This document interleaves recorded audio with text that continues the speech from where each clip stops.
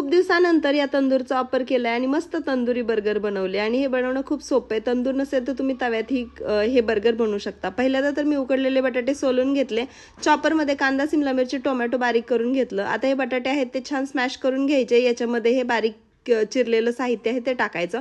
Ketchup, pizza sauce, mayonnaise, chilli flakes, oregano, काळी मिरीची पूड, हवं असेल तर मीठही टाकू शकता। केचपमध्ये असतं आणि चीजही वापरणार आहे त्यामुळे मी इथं नाही टाकलं।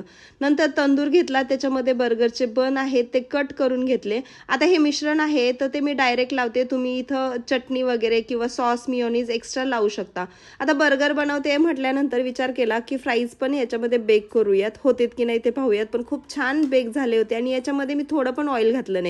नंतर हे अर्ध बेक झाल्यानंतर मी चीज स्लाइस आणि लेटेस घालून मस्त असं परत बेक केलं। खूप छान आणि टेस्टी बर्गर बनले होते। तुम्ही डिश नक्की ट्राय करा। रेसिपी कशी वाटली कमेंट करून सांगा। रेसिपी आवडली तर लाईक करा।